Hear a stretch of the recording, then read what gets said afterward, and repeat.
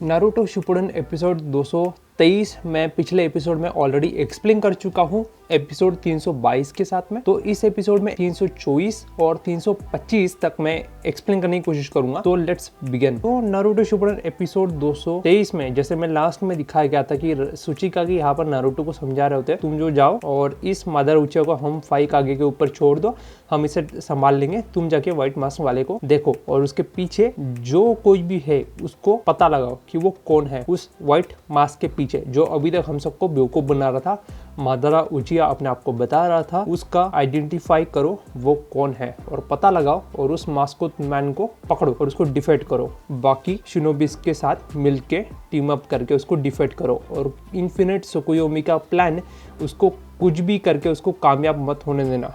जाओ Naruto, killer B की help करो, बाकी शिनोबी की हेल्प लेके उसको डिफेट करो। तो यहाँ पर उसको जाने को बोल देते हैं और उसका वहाँ पे शैडो क्लोन डिसअपियर हो जाता है। उसके बाद एपिसोड चालू होता है 324। तो 324 में नारुतो और ओबिटो आपस में दोनों साथ में यहाँ पर टकराते हैं, किलर बी साथ में होता है। तो ये टकरा के जो है उसका मास्क क्रैक नहीं होता। नारुतो का जो नाइन टेल चक्र मोड है उसके हेडबैंड से वो टकराता है मास्क, लेकिन मास्क जो है बिल्कुल भी टूटता ही नहीं है, क्रैक भी नहीं होता, उसके पास स्क्रैच भी नहीं आती। और वो जो है यहाँ पर नारुतो बोलता है कि इसका जो मास्क है वो मास्क मेरे को किसी भी हाल में तोड़ना है, कुछ भी करके तोड़ना है। तो किलर भी उसको नारुतो को संभाल लेते हैं और संभाल के यहाँ पर पीछे कैच कर लेते हैं पेड़ के डाल के ऊपर। एक मोटी सी डाल होती है, वो डाल के ऊपर उसको कैच कर लेता है। कैच करके वहाँ पर ओबिटो भी पीछे यहाँ पर चला जाता है, थोड़ा डॉज करके, तो पीछे की तरफ आ जाता है। नारुतो बोलता है इस मास्क मैन को तो पीछे जो कोई भी है इसके अभी 3 आईज ने 3 होल लगे हुए हैं इसके मास्क के पीछे, जबकि इसके पुराने वाले मास्क में खाली एक ही होल हुआ करता था। अब इसके मास्क में 3 होल है, जिसके अंदर से एक तो इसकी शायरिंग गन लगी हुई है जो कि रेगुलर यूज़ करता है और दूसरी तरफ यहाँ पर रेनिगन लगाई हुई है जो कि नागाटो को इसने चुराई होगी, ऐसा आइडिया लगाता है नारुतो। ये सब इसके पीछे यहाँ पर जो मास्क के अंदर में होल है उसके पीछे जो आइज लगी हुई है वो ऐसा होगा, ये होगा, वो होगा। इसके पहले आइज नहीं थी, अब आइज लगी हुई है। और इसका मास्क के पीछे ये एक्चुअल है कौन, यहाँ पर उसको पूछता है। सीधे सीधे बोलता है नारुतो कि तुम जो कोई भी हो, तुम अपना नाम बताओ और तुम हो कौन, सीधे सीधे तरीके से बताओ। तो यहाँ पर ओबिटो जो है यहाँ पर उसके साथ में बहस करने लगता है। मेरा बस एक ही मकसद है और मेरा नाम है टोबी। टोबी बोलता है तो वो अपना नाम टोबी बताता है। ओबिटो में से कुछ वर्ड अगर हटा दो तो उसमें से जो वर्ड निकलेगा वो निकलेगा टोबी। तो वो अपना नाम टोबी बताता है, मेरा नाम है टोबी और मेरा एक ही मकसद है इन्फिनिट सुकुयोमी को कास्ट करना और 9 टेल और 8 टेल को कैप्चर करना। यही मेरा मकसद है और यही मेरा गोल है और मैं वही करने वाला हूँ। तो यहाँ पर वो बोल के सारे पिछले जितने भी चिंचुरी की थे उनके चिंचुरी के अंदर में वो चक्रा रॉड डाल देता है उनके छाती के अंदर। और चक्रा रॉड छाती के अंदर डालने के बाद इन सभी के अंदर में आइस के अंदर में एक शारिंगन जो कि इस ओबिटो की है वो वाली शारिंगन और एक रेनिगन जो कि उसने लगाया है वो सभी के सभी चिंचुरी के अंदर में लगाया होता है सेम उसी तरीके से। और उसको चक्र रॉड की मदद से सारे के सारे लास्ट चिंचुरी की जितने भी वो चिंचुरी की बने हुए थे टेल बीस के, first, second, third, fourth, six, seventh के 7 टेल बीस चिंचुरी की को डायरेक्टली भेज देता है। अब इसमें से तुम्हें फर्स्ट चिंचुरी की यहाँ पर देखने को नहीं मिलेगा, टोटल मिला के 6 ही है, क्योंकि फर्स्ट वाला जो है वो गारा बच गया था। तो गारा यहाँ पर इनके बीच में होता, अगर वो मारा जाता तो, या उसके बॉडी को ये लोग रीएनिमेशन जुत्सु की मदद से अगर जिंदा करते तो वो हो सकता था, लेकिन गारा जिंदा है तो यहाँ पर वो नहीं है। तो उसके अलावा उसको छोड़ के यहाँ पर बाकी की जितनी भी 6 टेल्स चिंचुरी की है वो यहाँ पर है, 7 टेल चिंचुरी की यहाँ पर है। उसके बाद में 8 टेल वाला अपना किलर भी, 9 टेल वाला अपना नारुतो। तो यहाँ पर में ये सब उसके ऊपर में एक एक करके अटैक करने लगते हैं। तो यहाँ पर में ये कौन से वाला टेल वाला चिंचुरी के ये मेरे को नहीं पता, मेरे ख्याल से 4 टेल वाला है जिसको हम लोग गोकू के नाम से जानते हैं, इसका नाम रखा गया था गोकू। तो ये जो चिंचुरी की है इसके पास में एक बंदर टाइप का, एक मंकी टाइप का टेल बीस्ट है जिसका नाम होता है गोकू, जिसके पास में फायर स्टाइल लावा स्टाइल जुत्सु है। तो ये कुछ इस तरीके से लावा स्टाइल जुत्सु यहाँ पर फेंकता है और नारुतो और किलर भी इसके अटैक को डॉच करते हैं। ये पेड़ के ऊपर में जंप करता है नारुतो, रासेंगन बनाता है और रासेंगन बना के सीधा उसके ऊपर में हमला कर देता है। और यहाँ पर मैं बाकी चिंचुरी की कंटिन्यूसली अटैक करते हैं। सबकी रेनेगन आपस में कनेक्टेड है। अगर कोई भी एक चिंचुरी की के ऊपर में अगर नारुतो या किलर भी दोनों में से कोई भी अगर अटैक करता है तो बाकी चिंचुरी की अपने आंखों से उसको डॉच करने में बहुत ही इजीली बता देंगे कि यहाँ से अटैक आ रहा है, तो बिना देखे ही बहुत ही आसानी से ये लोग डॉच कर सकते हैं। जैसे कि नागाटो के बाकी पेन, 6 पेन, 7 पेन, जितने भी पेन थे वो पेन सारे के सारे ऐसे ही रेनेगन के मदद से अटैक को डॉच करते थे। देख लेते थे एक दूसरे के आइज़ का इस्तेमाल करके। सेम वही टेक्निक यहाँ पर मैं बाकी के चिंचुरिकी जो है वो इस्तेमाल करते हैं और नारुतो और किलर बी के अटैक से एक दूसरे को बचा रहे होते हैं। तो यहाँ पर मैं एक बच्चा दिखाया जाता है जो कि एक मिजुकागे या टाइप का कुछ तो था, उसके पास में टेल बीस्ट था और उसके अंदर वो स्किल था। तो यहाँ पर मैं वाटर स्टाइल जुत्सु का इस्तेमाल करता है और उसके अंदर मैं मिरर बनाता है और मिरर से सेम किलर बी के डुप्लीकेट्स निकालता है और सेम उस तरीके से किलर बी के डुप्लीकेट्स निकाल के यहाँ पर नारुतो और नारुतो के अगेंस्ट में नारुतो का क्लोन और 8 टेल की बीस्ट के अगेंस्ट में 8 टेल बीस्ट का चिंचुरिकी मतलब किलर बी का अगेंस्ट में किलर बी का क्लोन बना देता है और दोनों की सेम पावर सेम तरीके से ब्लास्ट होती है और ब्लास्ट होने के बाद में पीछे की तरफ ये लोग जा रहे होते हैं डॉच करके। तो पीछे की तरफ से गुब्बारा आता है, गुब्बारा आने के बाद में नारुतो समझ जाता है कि अरे तो गुब्बारे तो इसके है, इसके अटैक्स है 7 टेल का चिंचुरिकी का उसका अटैक है। तो 7 टेल का चिंचुरिकी यहाँ पर पीछे से आता है और पीछे से आके जो है गुब्बारे उसके ऊपर छोड़ने लगता है। तो यहाँ पर ये अलग ही डायमेंशन में पता नहीं इनका क्या आपस में कनेक्शन होता है कुछ तो आपस में लोग दोनों बात कर रहे होते हैं।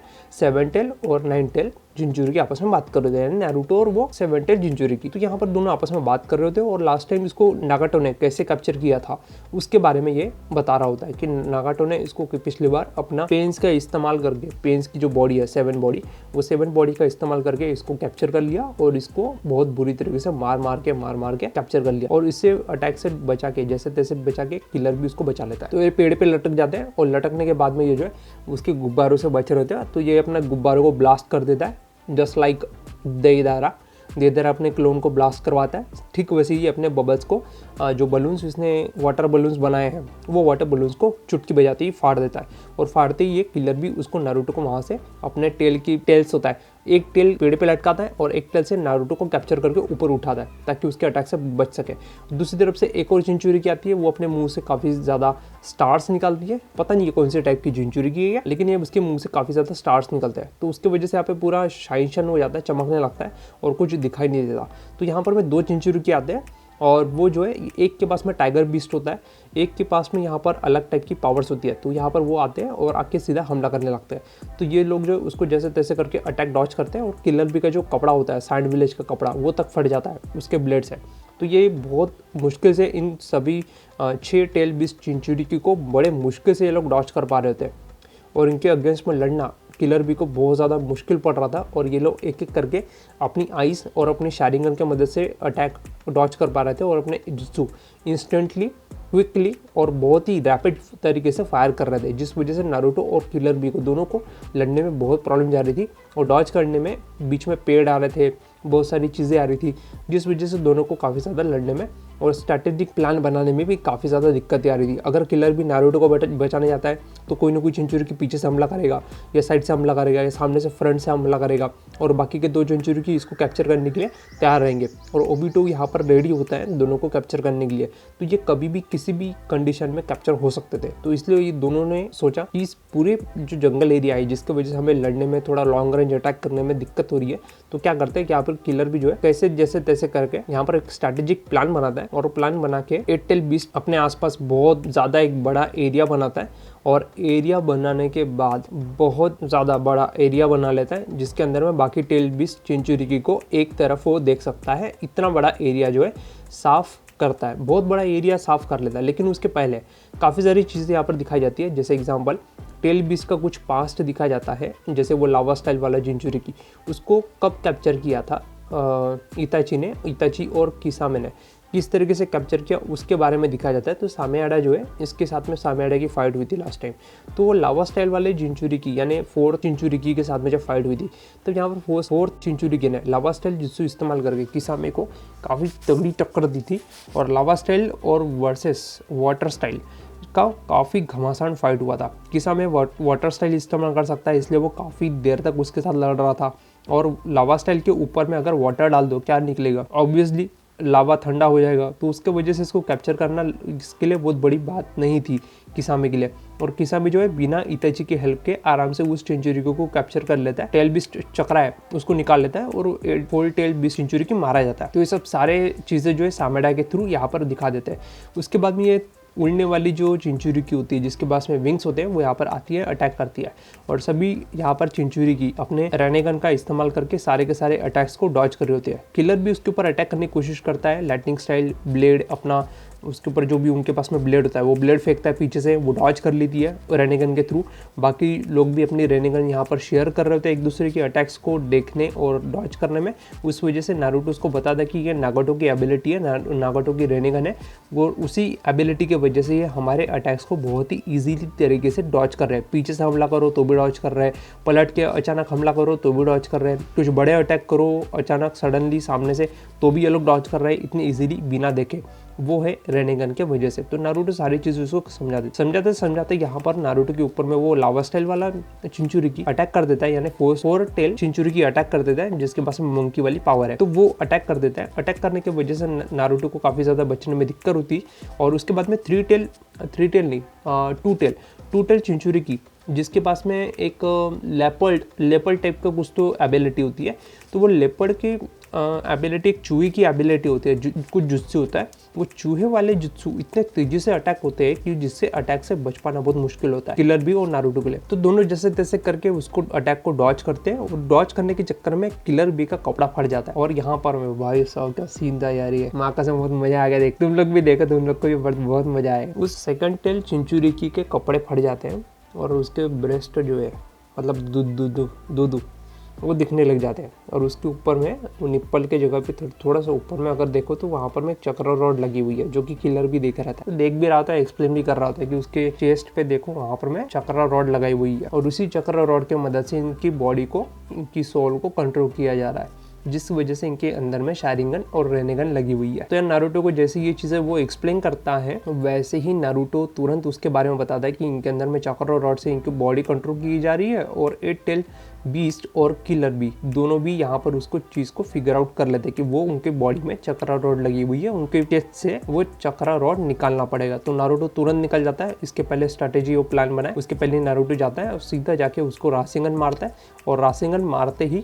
उसके बॉडी से वो चक्रा रॉड निकालने ही वाला होता है कि पीछे से एक समुराई टाइप का रेड कलर का कवच पहना हुआ एक चिंचुरिकी सीधा नारुतो के मुंह पे किक मारता है और किक मार के नारुतो को पीछे ढकेल देता है। मे बी वो शायद 5th चिंचुरिकी हो बेसिकली, क्योंकि 5th चिंचुरिकी दिखने में बहुत भद्दा है, तो ये वही होगा। और फिर 8 टेल की सटक जाती है और 8 टेल जो है नारुतो को कैच करते हैं। कैच करने के बाद में नारुतो को जैसे तैसे करके संभाल लेते हैं और संभालने के बाद में यहाँ पर वो 8 टेल जो फॉर्म है वो फॉर्म लेते हैं, मतलब बहुत बड़े बन जाते हैं, बहुत बड़े।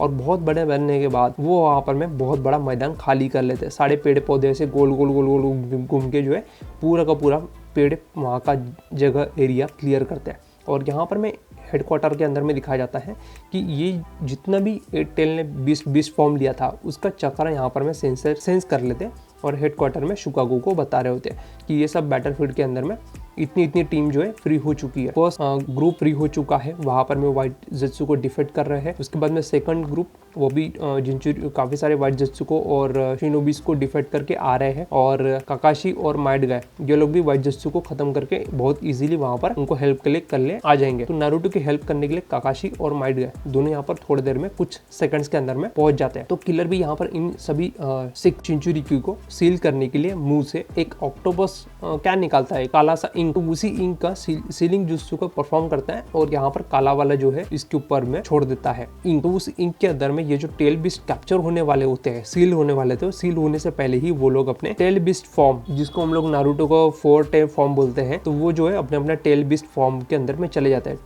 3 tail beast, 2 tail beast, 4 tail beast, 5 tail beast, 6 tail beast और 7 टेल बिस्ट यहाँ पर तुम्हें देखने को मिल जाएगा। फर्स्ट टेल बिस्ट नहीं है, सेकंड है, थर्ड है, फोर्थ है, 5th है, 6th है।